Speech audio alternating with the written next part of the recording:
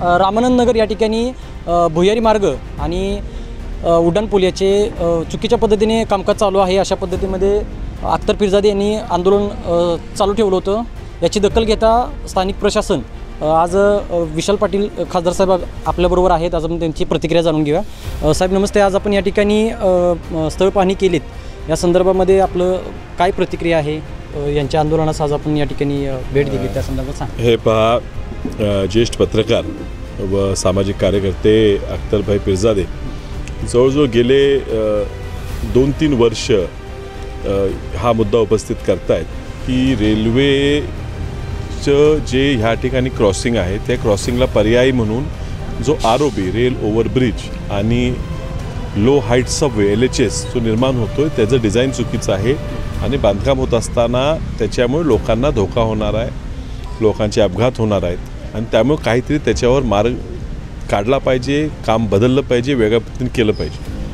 हे मागण्या त्यांच्या मान्य न झाल्यामुळे गेले जवळजवळ 18-20 दिवस ते ह्या ठिकाणी आंदोलनाला उभे आहेत आणि म्हणून आम्ही ह्या ठिकाणी काल ह्या विभागाचे आमदार आमचे नेते विश्वित कदम यांनी सुद्धा आमच्याशी चर्चा केली आणि ह्या ठिकाणी आमच्याबरोबर महेंद्र आप्पा, कारण विश्वित कदमांना कामाला जायचा दुसऱ्या कार्यक्रमात जायला लागल्यामुळे महेंद्र आप्पा आणि मी ह्या ठिकाणी प्रशासनाला विनंती केली की तुम्ही या ठिकाणी यावं। त्या पद्धतीनं स्वतः आपल्या प्रभागाचे प्रांत साहेब, नायब तहसीलदार हे दोघेही त्यांच्या प्रशासनाच्या अधिकाऱ्यांबरोबर महारेलचे अधिकारी सगळ्यांनी घेऊन आपण ह्या ठिकाणी स्थळ पाहणी केली।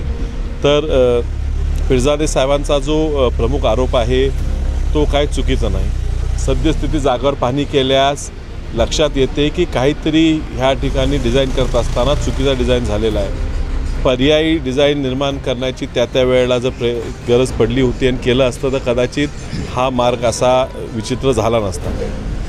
या परिस्थितीत काय करता येईल, ह्यातनं कसा तोडगा काढता येईल, ह्यासाठी स्थळ पाहणी करणं महत्त्वाचं होतं। आम्ही पाहिलेलं आहे, शेजारच्या काही शेतकऱ्यांच्या अडचणी आहेत, व्यापाऱ्यांच्या अडचणी आहेत, त्या लक्षात घेऊन हे झालेल्या कामात काहीतरी बदल करणं गरजेचं आहे असं माझं प्राथमिक मत झालेलं आहे आणि त्यामुळे पीरजादे साहेबांना आम्ही ह्या ठिकाणी शब्द द्यायला आलेलो आहे की तुम्ही हे आंदोलन केलेलं आहे, ह्यामुळे जागरूकता निर्माण झाली आणि होणारं चुकीचं काम सुधारायची संधी आपल्याला मिळाली, रेल्वे प्रशासनाला मिळालेली आहे। रेल्वे प्रशासनावर लवकरच पुण्याच्या DRM ऑफिसला एक बैठक बोलवून महारेलचे GM, रेल्वेचे GM सगळ्यांना एकत्रित बसून प्रशासन, कारण काही जमिनी हस्तांतरित करायला लागणार, अधिग्रहण करायला त्यात शासनाची पण गरज लागणार आहे, त्यांना सोबत घेऊन बैठक बोलली जाईल। पीरजादे साहेब आणि त्यांच्या ह्या भागातील प्रमुख कार्यकर्त्यांना, प्रमुख सामाजिक कार्यकर्त्यांना त्या ठिकाणी बोलून एक चांगला मार्ग काढला जाईल। हा विषय ताबडतोब थांबवलेला आहे। जो LHSचं काम आहे ते तूर्त थांबवायचं जोपर्यंत ह्याचा निर्णय होत नाही। आता त्याला पर्याय करता आला तर पर्याय करूया, नसेल तर ह्याच पर्यायातसुद्धा दुसरा काहीतरी मार्ग काढता आला तर सोयीचं होईल असं पीरजादे साहेबांचं म्हणणं आहे। ते आम्ही लक्षात घेऊनच लवकर निर्णय घेऊ येत्या महिन्याभरातच, कारण आता अधिवेशन सुरू झालेलं आहे। आपल्याबरोबर अख्तर पीरजादे साहेब आहेत। आज या ठिकाणी आंदोलन प्रशासनाला भेट दिल्यानंतर त्यांची प्रतिक्रिया, त्यांच्या ज्या काही गोष्टी आहेत आपण जाणून घेऊयात। साहेब नमस्ते, आज या ठिकाणी प्रशासनाने दखल घेतली आपल्या आंदोलनाची। आज या ठिकाणी प्रशासन आलेलं आहे, त्यांच्याकडून तुम्हाला कोणती ठोस पार्श्वभूमी काही सांगण्यात आली किंवा ठोस आश्वासन देण्यात आलेत का? या संदर्भात तुमचं थोडक्यात मत द्या। ठोस आश्वासन असं काही देण्यात आलेलं नाही, हे पण इथं खासदार साहेब आमचे लोकप्रतिनिधी ते संसदेत चांगले प्रश्न मांडून ते प्रश्न मार्गी लावत आहेत, त्यांच्याबद्दल, त्यांच्या कामाबद्दल। रेल्वे आमच्याकडनं लुटते पैसे कसे ते तुम्हाला सांगायचं आहे।